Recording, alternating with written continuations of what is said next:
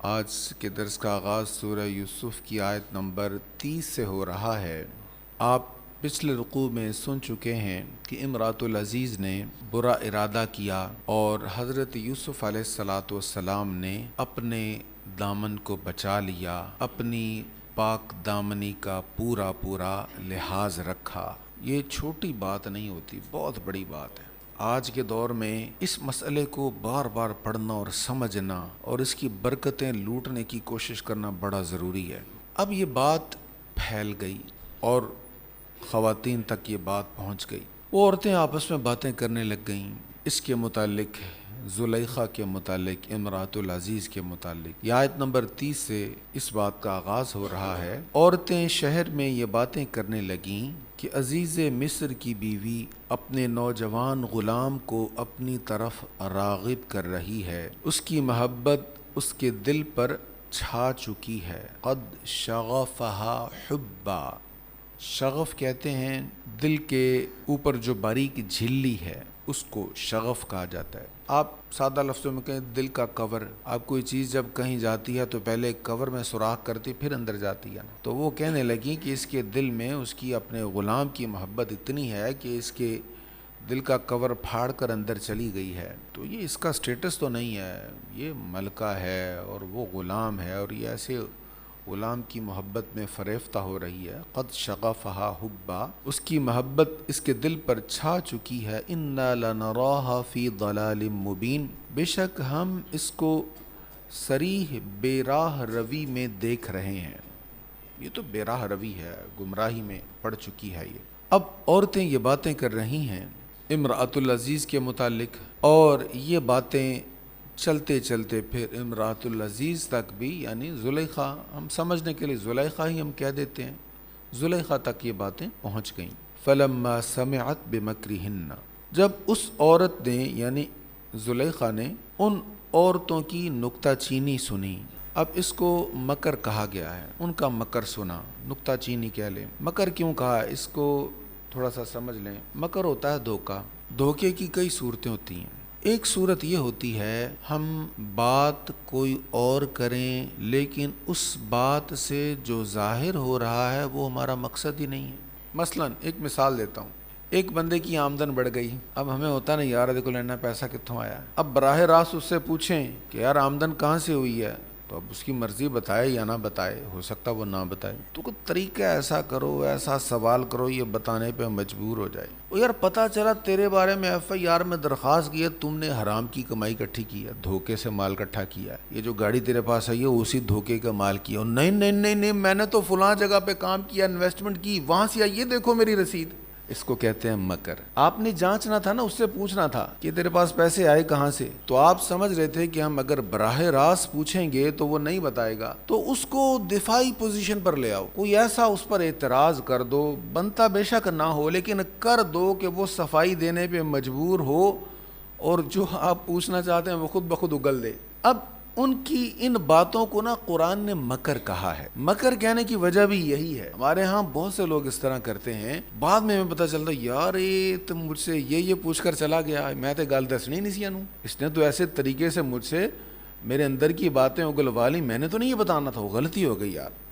لیکن کبھی ہو جاتا ہے، کچھ لوگ ایسے ذہین ہوتے ہیں، اب میں چلاک بھی کہہ لوں تو زیادتی تو نہیں ہے، تو وہ بات کوئی اور کر کے آپ کے منہ سے کوئی اور بات نکلوا لیتے ہیں، حالانکہ ان کے سوال میں وہ بات نہیں ہوتی، لیکن ان کو پتہ ہوتا ہے کہ جب یہ سوال کریں گے نا تو مجبوراً اس کو وضاحت دینے کے لیے کوئی ایکسٹرا بولنا پڑے گا، زیادہ باتیں کرنی پڑیں گی۔ اب یہ جو عورتیں کہہ رہی تھی نا کہ یہ جو زلیخا ہے یہ تو ایسے ہو گئی ویسے ہو گئی، اس کو کہاں زیب دیتا ہے ایسے ایک غلام کی محبت میں ایسے اس طرح اس نے کیا، تو ان کے باتوں کا مقصد زلیخا پر اعتراض نہیں تھا۔ بظاہر تو یہ لگ رہا ہے کہ وہ زلیخا کی غیبت کر رہی ہیں، لیکن مقصد ان کا یہ تھا کہ زلیخا کو دفاعی پوزیشن پر لے جائیں، اس پر اتنے اعتراض کریں یہ مجبور ہو کر ہمیں بتائے کہ میں اصل میں یہ تھا، یہ دیکھ لو وہ یہ ہے جس کی وجہ سے میں اس فتنے میں پڑ گئی۔ تو مقصد ان کا صرف حضرت یوسف علیہ السلام کو دیکھنا تھا۔ مقصد کیا تھا؟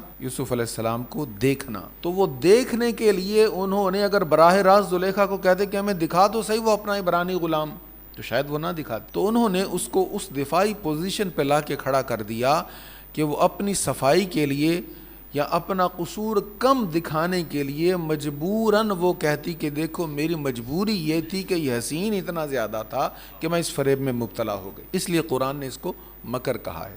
اللہ تعالی ہمیں مکر سے بچائے، مکاروں سے بچائے، بس عافیت عطا فرمائے. اللہ کریم سے ہمیشہ عافیت ہی مانگنی چاہیے. اچھا ایک اور بات ہے، جو دوسروں کے لیے عافیت تلاش کرتا ہے نا، اللہ اس کو عافیت دے دیتا ہے. یہ اس کا قانون ہے، اس کی یہ کرم نوازی ہے. اس کے بندوں کے ساتھ جو بھلا کرتا ہے اللہ اس کے ساتھ بھلا کر دیتا ہے. فلما سمعت بمکرہن، جب اس عورت نے ان عورتوں کی نکتہ چینی سنی تو اس نے ان کو بلوایا اور اس نے ان کے لیے تکیے سجا کر ایک محفل منعقد کی. وَأَعْتَدْ لَهُنَّ مُتَّكَآ، تکیہ آپ جانتے ہیں، تکیہ ٹیک لگانے کے لیے. ہمارے ہاں وہ ایک پلو یا ایک سرہانہ وہ گول ہوتا ہے، اس کو بھی ہم تکیہ کہتے ہیں کہ اس سے ٹیک لگائی جاتی ہے. تو کوئی بھی ٹیک لگانے کی چیز. تو یہاں سے اصل میں بتایا یہ جا رہا ہے کہ اس نے ایسی دعوت رکھی جس میں بڑا وہ ایزی کمفرٹ تھے. یہاں آپ کہتے ہیں بڑی لگژری دعوت رکھی. ایک دعوت وہ بھی ہوتی ہے نا، بوفے لگاؤ وہاں سے لو اپنا کھاؤ اور جاؤ. لیکن یہ صوفے لگے ہیں یا تکیے لگے ہیں، پرتعیش ماحول ہے، آرام دہ ماحول ہے، اور تکیے لگا کر ان کو بٹھا دیا گیا. ان کے لیے تکیے سجا کر ایک محفل منعقد کی اور ان میں سے ہر ایک کو ایک چھری دے دی اور یوسف سے کہا ان کے سامنے باہر آؤ. فلما رأینہ اکبرنہ، اب یوسف علیہ السلام سامنے تشریف لے آئے تو انہوں نے دیکھا انہیں. اب پہلے آیت کے پہلے حصے پر غور کرتے جائیں. اس نے دعوت کا اہتمام کیا، ان کو بلایا، بٹھایا اور ان کے ہاتھوں میں چھری دے دی. اب یہ کوئی قصاب والا معاملہ تو نہیں تھا جو چھریاں پکڑائی گئیں. تو یہاں سکین سے مراد وہی نائف ہے جو آج جدید صورت میں ہمارے ہاتھ ہوتا ہے. فوکیا نائف سے ہم بھی کھانا کھاتے ہیں نا، تو ہمارے ہاتھوں میں بھی چھری اور کانٹا ہوتا ہے. تو یہ اب کی بات نہیں، ہزاروں سال سے اس کو یوز کیا جا رہا ہے. تو وہ چھری شاید کوئی زیادہ تیز ہوگی. ہمارا نائف تھوڑا سا اور طرح کا ہوتا ہے، جس طرح کا کھانا ہوتا ہے اس کو کاٹنے کے لیے، تو وہ تھوڑا سا زیادہ تیز ہوگا. تو چھریاں ہاتھ میں دے دیں، کھانا سجا دیا گیا. اب جو کھانا ہے اس کو کاٹنا بھی ہے. کچھ مفسرین کی رائے ہے کہ شاید وہ گوشت کاٹنے کے لیے تھی، کچھ مفسرین کہتے ہیں نہیں. امام راضی اسی طرف کہیں کہ نہیں، وہ پھل کاٹنے کے لیے. اب پھل کاٹنے کا ایک طریقہ تو یہ ہوتا ہے کہ پھل پلیٹ میں پڑا اور اس کو اوپر سے کاٹ دیا جائے، کانٹے کو اس میں چبھو کر اور پھر اس کو کاٹ دیا جائے.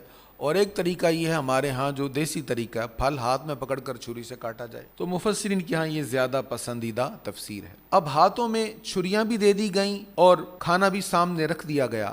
اب ایسے میں جب وہ کھانے میں مشغول تھیں، حضرت یوسف علیہ السلام کو بلا لیا گیا. اب یوسف علیہ السلام کا حسن کو معمولی تو نہیں ہے. کریم آقا صلی اللہ علیہ وسلم نے معراج کی جو احادیث ہیں ان میں حضور نے فرمایا پھر میں گیا آسمان پر تو میں نے یوسف علیہ السلام کو دیکھا، تو جتنا اللہ نے عام انسانوں کو حسن دیا ہے اس کا نصف اکیلے یوسف علیہ السلام کو عطا کیا. اس قدر یوسف علیہ السلام کو اللہ نے حسن عطا فرمایا. فلما رأینہ اکبرنہ، ان عورتوں نے جب یوسف علیہ السلام کو دیکھا تو بہت عظیم جانا. اکبرنہ، عظیم جانا. یہاں حسین کا لفظ نہیں ہے، اکبر، عظیم جانا، بہت عظیم جانا. عظمت کی وجہ کیا ہے؟ اللہ اکبر. اچھا اس پر بعد میں بات کرتے. بہت عظیم جانا، اتنا عظیم جانا. وقطعن ایدیہن، انہوں نے اپنے ہاتھ کاٹ ڈالے. وہ کھانا فروٹ یا جو بھی تھا کاٹنا اس کو تھا، لیکن نگاہیں جمال یوسف پر ایسی جمی ہیں، ہاتھ چل رہے ہیں پتہ بھی نہیں چل رہا، پھل کب کٹا کب ہاتھ کٹ گیا. کچھ مفسرین نے لکھ دیا کہ وہ انگلیاں کاٹ کر انہوں نے الگ کر دی. انگلیوں کا ذکر نہیں ہے، انگلی کو کہتے ہیں اصبع، اصابع جمع ہے اس کی. تو یہاں ید کی بات ہے. ہاتھ کاٹ لیا. اب کاٹ لیا کا مطلب کٹ لگ گیا، یہ نہیں کہ کاٹ کر الگ رکھ دیا، کٹ لگ گیا ہاتھ کو، خون بہنے لگا. وقلنا، اور انہوں نے کہا حاشا للہ، حاشا للہ، اللہ اکبر. اس کا معنی ہم کر سکتے ہیں سبحان اللہ. یا حیران کسے کہا، واہ اتنا حسن، تعجب کے ساتھ کہا، ایسا حسن و جمال. انہوں نے کہا حاشا للہ، سبحان اللہ، ما ھذا بشرا، یہ بشر تو نہیں ہے. ان ھذا الا ملک کریم، یہ تو کوئی معزز فرشتہ ہے. ملک فرشتوں کہتے ہیں کریم، معزز.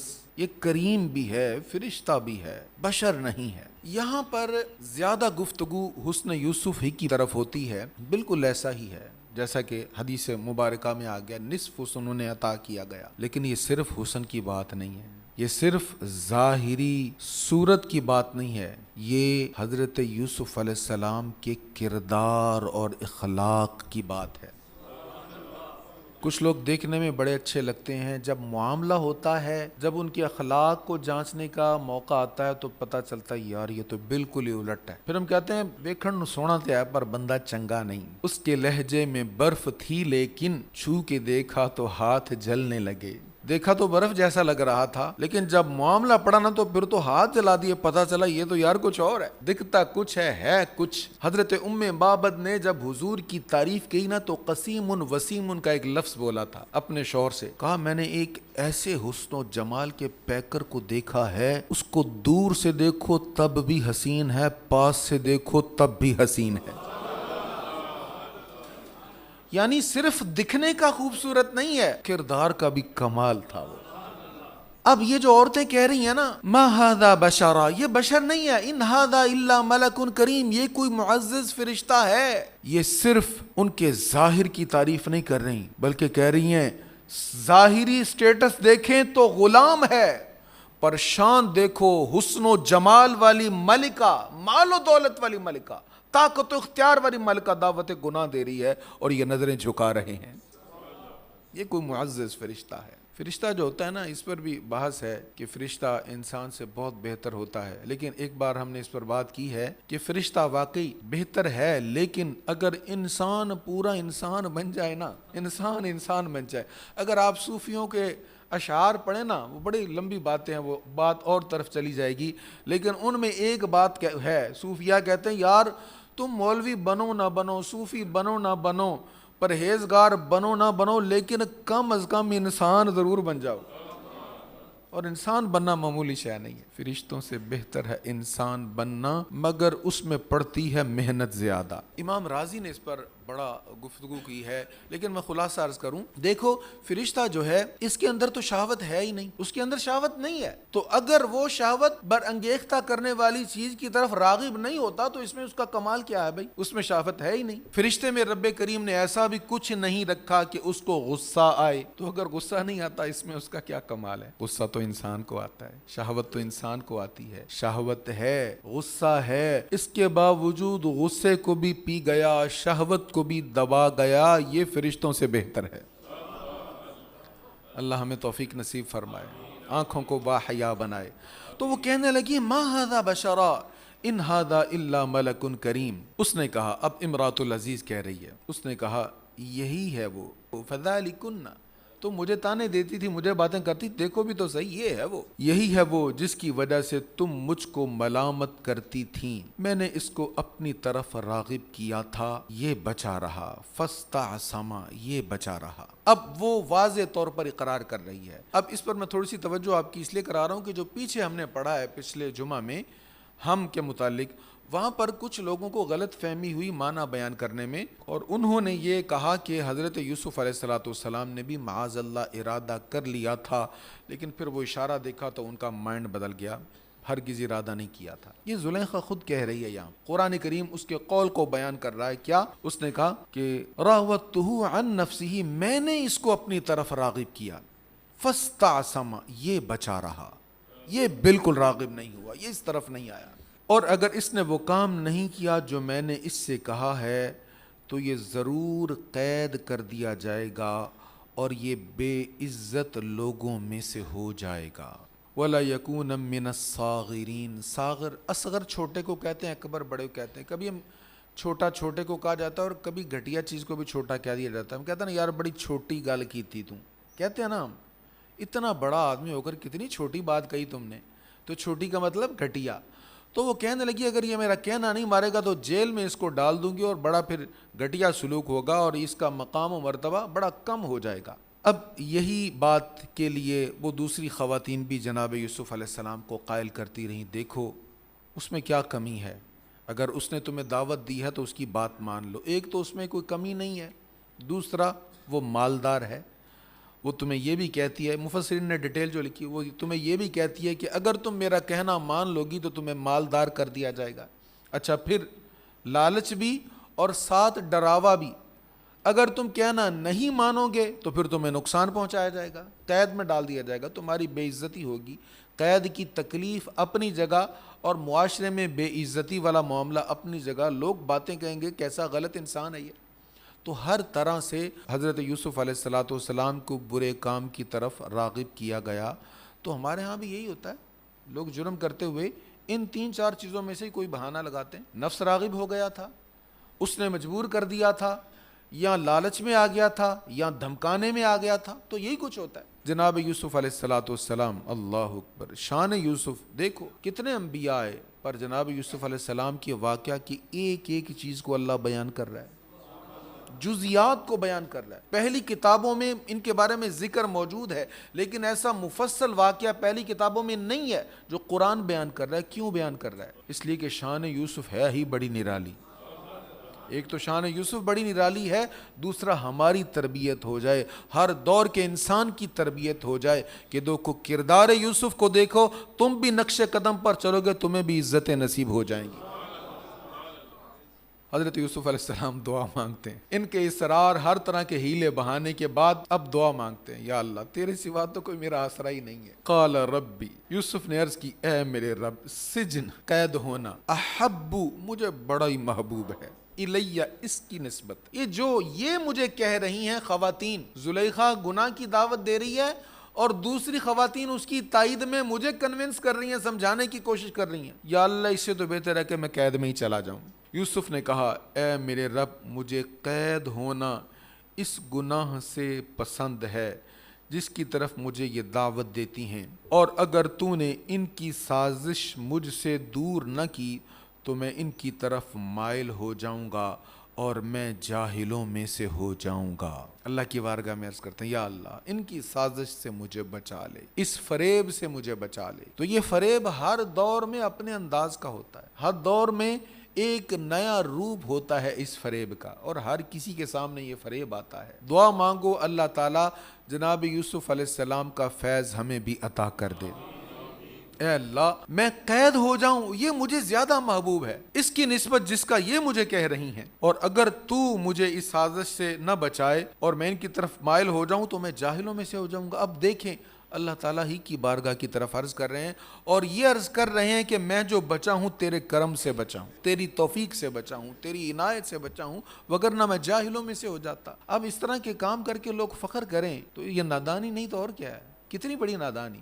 جس کام کو قرآن جہالت کہہ رہا ہے، قرآن جس کو جہالت کہہ رہا ہے، آج ہم فخر کر رہے ہیں. لوگوں کو نہیں پتا تھا، سٹیٹس لگا کے دکھا رہے ہیں. ہم حضرت نظام الدین اولیاء کے مزار کی طرف جا رہے تھے، راستے میں ایک ساتھی وہ فیس بک پر کہہ رہا او ملتان والے ہو دیکھیا جے میں تو نے کیا سی نہیں کہا ہے اتھے، فخر سے بتا رہا ہے. مجھے حیرت ہو رہی یار، آئے تم اللہ کے ولی کی بارگاہ میں ہو اور کس عزم کے ساتھ آئے ہو. تمہیں ملتان والوں نے نہیں دیکھا اور تم یہاں سب کو دکھا رہے، دیکھو میں یہاں یہ کرتوت کر رہا ہوں. استغفر اللہ العظیم. تو آج ہماری حالت یہ، کریم آقا صلی اللہ علیہ وسلم نے لعنت فرمائی، سخت ناپسند فرمایا اس شخص کو جس نے جرم کیا تھا. اللہ نے پردہ ڈال دیا تھا، اللہ نے پردہ ڈال دیا تھا کہ اس کو توفیق توبہ شاید مل جائے، شاید یہ پھر توبہ کی طرف آئے.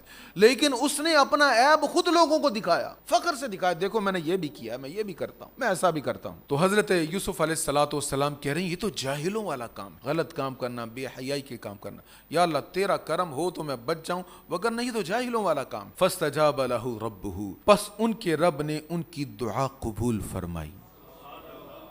یہ مشکل مرحلہ ہوتا ہے نا، نفس کے بہکاووں سے بچنا. لیکن جب نفس راغب کرے، اتنا تو ذہن میں آتا ہی ہے نا بندے کہ میں اس وقت اگر نفس کے بہکاوے میں آ رہا ہوں تو مجھے رب سے مدد مانگنی چاہیے. بچپن میں پڑھنے کے لیے جاتا تھا عبداللہ پور میں، تو گھر سے بڑی اداسی ہوتی، تو میں نے جانا نا تو روتے ہوئے جانا. ایک دن اماں جان رحمۃ اللہ علیہ کہنے لگی جب دل میں خیال آیا نا کہ گھر میں واپس جانا ہے تو اس کا مطلب ہے شیطان تمہیں پڑھنے سے روک رہا ہے، تو پڑھا کر اعوذ باللہ من الشیطان الرجیم اور سینے پر پھونک مار لیا کر. یقین کریں یہ عمل کیا تو میرا رونا تھم گیا. تو نفس کی جو چال ہوتی ہے نا، اس کے خلاف اللہ سے مدد مانگیں تو اللہ مدد عطا فرماتا ہے. جناب یوسف علیہ السلام نے رب کریم سے مدد مانگی، رب کہتا ہے میں نے ان کی دعا کو قبول کر لیا. فاستجاب له ربه فصرف عنه كيدهن، بس ان کے رب نے ان کی دعا قبول کی اور ان کو عورتوں کی سازش سے محفوظ کر دیا۔ انه هو السمیع العلیم، بے شک وہ بہت سننے والا، خوب جاننے والا ہے۔ اب غور تو کرو، دعا کیا تھی؟ ایک طرف عیش و عشرت تھی، دنیا کا مال و اسباب تھا، اور وہ کہہ رہے تھے یا اللہ یہ نہیں چاہیے، مجھے تو قید دے دے، مجھے تو قید پسند ہے۔ اللہ تعالیٰ نے قید عطا فرمائی، اور یہ قید ان کے لیے اس وقت تکلیف تھی، لیکن حقیقت میں ان کے مستقبل کے لیے عظیم الشان کامیابی تھی۔ اس لیے اللہ فرما رہا ہے ہوا السمیع العلیم، وہ سننے والا اور خوب جاننے والا ہے۔ اب کیا ہوا؟ جناب یوسف علیہ السلام نے یہاں بھی کھل کے انکار کر دیا اور اپنی پاک دامنی کا پورا لحاظ رکھا۔ اب امراۃ العزیز نے عزیز مصر سے کہا اس کی وجہ سے میری بڑی بدنامی ہو رہی ہے، بات باہر نکل گئی ہے اور لوگ مجھے غلط کہہ رہے ہیں، تو اگر تو اس کو چند دن کے لیے قید میں ڈال دے تو میری عزت بچ جائے گی۔ اب وہ اس کی باتوں میں آیا اور اس نے بھی محسوس کیا میری بیوی کی بدنامی میری ہی بدنامی ہے، تو بہتر یہ اسی کو قید میں ڈال دیا جائے۔ ہمارے ہاں ایک لفظ بولا جاتا ہے قربانی کا بکرا، تو ہم یہاں وہ لفظ تو نہیں بولیں گے، سمجھانے کے لیے میں عرض کر رہا ہوں کہ جب کوئی مسئلہ حل کرنا ہو تو کسی نہ کسی کو ہم کہتے ہیں یار اس کو قربانی کا بکرا بنا کر مدعا اس پہ ڈالو اور معاملہ ختم کرو۔ تو انہوں نے بھی ایسا ہی کیا، وہ جانتے تھے کہ جناب یوسف علیہ السلام نے ایسا کوئی ارادہ بھی نہیں کیا، پھر بھی اس نے فیصلہ یہی کیا کہ ان کو قید میں ڈال دیا جائے۔ یہاں پر ایک بہت بڑے مفسر ہیں ہمارے بر صغیر کے، قاضی ثناء اللہ پانی پتی رحمۃ اللہ تعالی علیہ، انہوں نے ایک بڑی زبردست بات کہی ہے اور مفسرین کی ہاں میں نے نہیں دیکھی۔ تو قاضی صاحب رحمۃ اللہ علیہ لکھتے ہیں کہ اصل میں اگر یوسف علیہ السلام صرف اتنا کہتے کہ یا اللہ ان کے مکر سے بچا لے تو اللہ نے بچا لینا تھا، لیکن انہوں نے خود کہا یا اللہ اس کے بدلے میں تو قید ہی بہتر ہے۔ اب انہوں نے قید مانگی تھی تو اللہ تعالیٰ نے وہ بھی عطا فرما دی، یعنی وہ مشکل والی صورت انہوں نے مانگی تھی تو اللہ۔ اب اس پر ایک حدیث بھی ہے، کریم آقا صلی اللہ تعالیٰ علیہ وآلہ وسلم نے دیکھا ایک بندہ کہہ رہا تھا یا اللہ جب مصیبتیں آئیں تو مجھے صبر دے، یا اللہ مجھے صبر کی توفیق دے، مجھے صبر کی توفیق دے۔ تو حضور نے فرمایا تم اللہ تعالیٰ سے عافیت مانگو، تم اللہ سے مانگو نا کہ ایسا موقع ہی نہ آئے کہ تمہیں مشکل میں پڑو اور تمہیں وہ تکلیف کا سامنا کرنا پڑے۔ تو اللہ کی بارگاہ میں کون سی تھوڑا کسی چیز کی۔ مجھے ایک دوست ایک دن کہنے لگے بڑے پیار سے میری زندگی بھی آپ کو لگ جائے، میں نے کہا کیوں، اللہ کا در تھوڑا ہے؟ آپ میری زندگی کے لیے دعا مانگ رہے ہیں، اپنی زندگی کے لیے بھی مانگے، اس کے خزانوں میں کون سی کمی ہے؟ تو اس طرح کی کوئی دعا نہیں مانگنی چاہیے جس میں بندہ خود اپنے لیے آپشن بنا دے، یا یہ ملے گا یا یہ ملے گا، تو یا اللہ ان دونوں میں سے مجھے یہ دے دے۔ تو اچھا ہی مانگنا چاہیے، اللہ کریم ضرور عطا فرماتا ہے۔ اجیب دعوت الداعی اذا دعان، جب بندہ اللہ تعالیٰ سے دعا مانگتا ہے تو اللہ تعالیٰ قبول فرما لیتا ہے۔ ثم بدا لهم من بعد ما رأوا الآیات، پھر یوسف کی پاک بازی کی علامات دیکھنے کے باوجود ان کی یہی رائے ہوئی کہ وہ کچھ عرصہ کے لیے یوسف کو ضرور قید کر دیں۔ اب یوسف علیہ السلام کو قید میں ڈال دیا گیا۔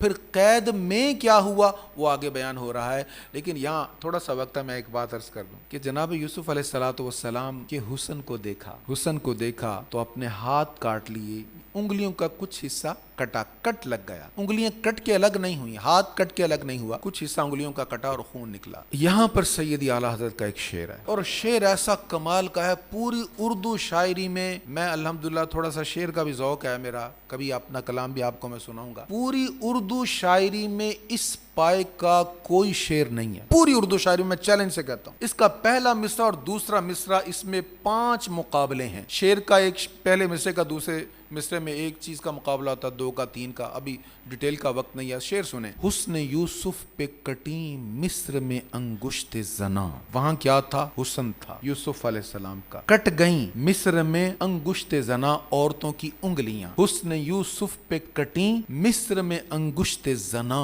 سر کٹاتے ہیں تیرے نام پہ مردان عرب۔ میرے آقا کے حسن کی کیا بات کہتے ہو؟ وہاں انگلیاں کٹی تھیں، کاٹی نہیں تھیں، بے دھیانی میں کٹ گئیں، یہاں کٹاتے ہیں، خود کٹاتے ہیں، جسم مصطفیٰ پر نہیں، حسن مصطفیٰ پر نہیں، نام مصطفیٰ پر۔ حسن یوسف پہ کٹیں، حسن پر کٹ گئی تھیں، وہ یوسف علیہ السلام کا تھا، اور مصطفیٰ کریم علیہ السلام کا حسن نہیں، صرف حضور کا نام ہے، اور نام پر گردنیں کٹتی نہیں، خود کٹوا رہے ہیں، حضور کی ناموس پر جانیں قربان کر رہے ہیں اور کرتے رہیں گے۔ وہ مصر کے لوگ تھے، یہ عرب کے لوگ ہیں۔ مصر کے لوگ بھی حسن پرست ہیں، اور عرب کے لوگ تو حسن سے ناآشنا تھے اس دور کے لوگ، ان کا مزاج ہی کچھ اور تھا، لیکن یہ بھی حضور کے اسم مبارک پر جانیں کٹوا رہے ہیں۔ حسن یوسف پہ کٹیں وہاں انگلیاں تھی، یہاں گردنیں ہیں۔ وہاں ایک بار واقعہ ہوا، یہاں تسلسل ہے، 1400 برس گزر گئے، آج بھی غلامان مصطفیٰ حضور کی عصمت پر جان قربان کرنے کا جذبہ رکھتے۔ حسن یوسف پہ کٹیں مصر میں انگشت زنا، وہاں عورتیں تھیں، یہاں مردان عرب ہیں۔ حسن یوسف پہ کٹیں مصر میں انگشت زنا، سر کٹاتے ہیں تیرے نام پہ مردان عرب۔ اللہ کریم اپنے حبیب علیہ السلام کی محبت نصیب فرمائے۔ وآخر دعوانا الحمد للہ رب العالمین۔